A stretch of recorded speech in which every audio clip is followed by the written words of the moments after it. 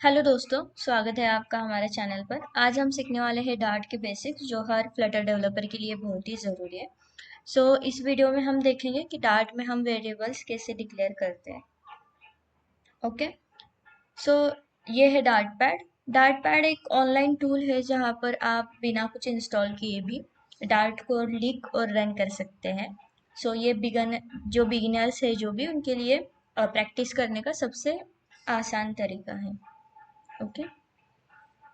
अब हम सीखते हैं वेरिएबल्स के बारे में।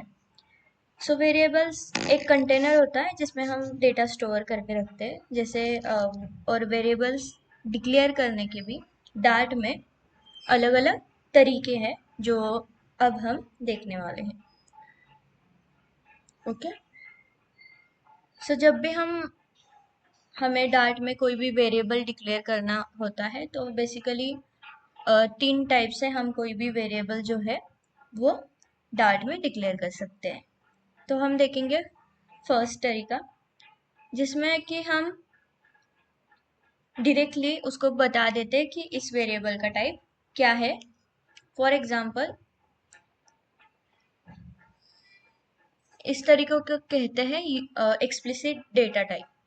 तो यहाँ पे बेसिकली हम डायरेक्टली जो है वो वेरिएबल का टाइप बता देते हैं, उसको फिर वेरिएबल का नाम डिक्लेयर करते हैं और उसके बाद में इसको कोई भी वैल्यू असाइन कर देते हैं। फॉर एग्जांपल अगर हमको डार्ट में कोई भी कमेंट लिखना है तो हम इस तरीके से लिख सकते हैं।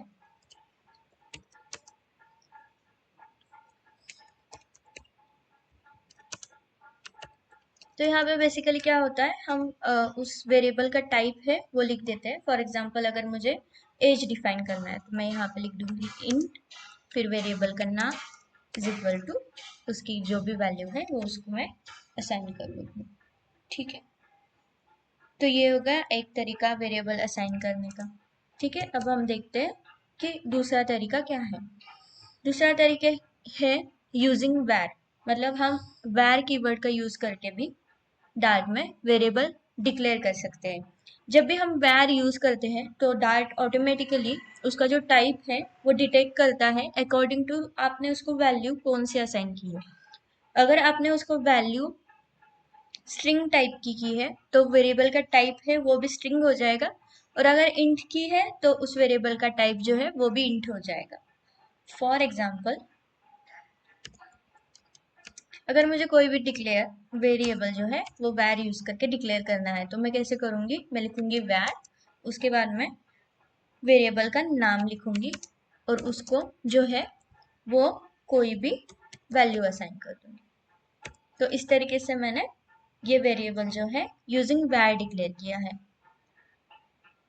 तो यहाँ पे मैंने उसको वैल्यू असाइन जो की है वो है स्ट्रिंग टाइप, तो इसीलिए मेरे वेरिएबल का टाइप जो है वो भी स्ट्रिंग हो जाएगा। फॉर एग्जांपल मैं आपको बता देती हूँ, अगर मैं इस वेरिएबल का टाइप प्रिंट करवाती हूँ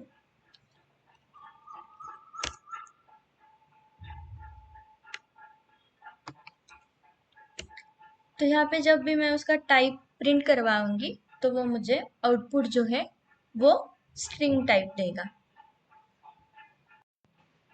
ठीक है। यहाँ पे आउटपुट में आ गया कि ये वेरिएबल जो है वो स्ट्रिंग टाइप का है। अगर मैं कोई वेरिएबल इंटीजर टाइप का उसको असाइन करती हूँ और अगर इस वेरिएबल का टाइप मैं प्रिंट करवाती हूँ तो वो मुझे इंटीजर देगा। तो जब जब भी आप वैर यूज करके कोई भी वेरिएबल डिक्लेयर करते हो तो जो जो वैल्यू आपने उसको असाइन की है उसके हिसाब से वो इन्फर कर लेता है कि इस वेरिएबल का टाइप कौन सा है। फॉर एग्जांपल इस वेरिएबल का टाइप उसने मुझे प्रिंट करवा के दे दिया कि ये इंट है। ठीक है। अभी देखते हैं नेक्स्ट वाला टाइप जो कि है यूजिंग डायनामिक कीवर्ड। ठीक है। डायनामिक जो है वो से कुछ हद तक वैर के जैसे ही वर्क करता है, जैसे कि सेम इसी में भी अगर हम कोई वेरिएबल डिक्लेयर करते हैं और उसको कोई वैल्यू असाइन करते हैं तो वैल्यू के टाइप के हिसाब से वो जो है उस वेरिएबल का टाइप जो है वो ऑटोमेटिकली इन्फर कर लेता है। फॉर एग्जांपल अगर आपको डायनामिक यूज करके कोई भी वेरिएबल डिक्लेयर करना है तो आप इस तरीके से कर सकते हो।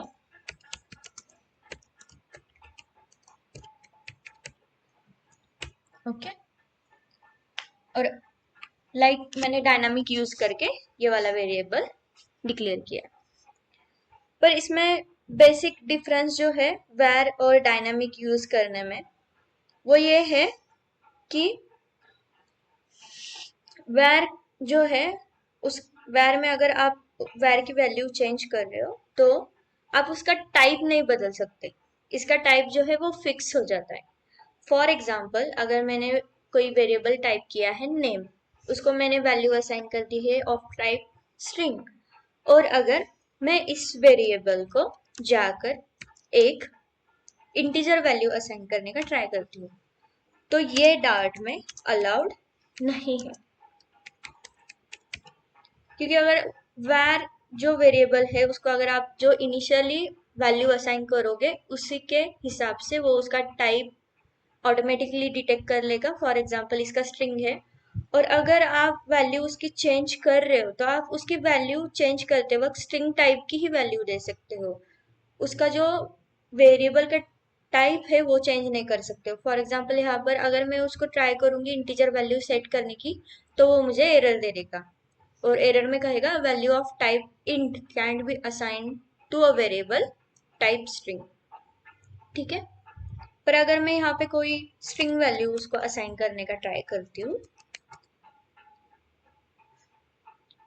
तो यहाँ पे उस वक्त वो मुझे कोई एरर नहीं देगा। ठीक है, पर अब हम देखते हैं कि डायनामिक में क्या होता है। ठीक है, तो डायनामिक में इसके अपोजिट है, आप उसका डेटा टाइप बाद में भी चेंज कर सकते हो। फॉर एग्जाम्पल यहाँ पे मैंने यूजिंग डायनामिक अगर वेरिएबल डिक्लेयर कर दिया है और उसको एक स्ट्रिंग वैल्यू असाइन की है, लेकिन अब मुझे चाहिए कि उसको इंटीजर वैल्यू में असाइन करूँ, तो ये डार्ट में अलाउड यूजिंग डायनामिक कीवर्ड अगर आप कोई वेरिएबल डिक्लेयर करते हो तो उस केस में अलाउड है। ठीक है, तो यहाँ पे वो मुझे कोई इशू नहीं दिखाएगा। तो बेसिकली ये डिफरेंसेस थे वैर और डायनामिक्स में।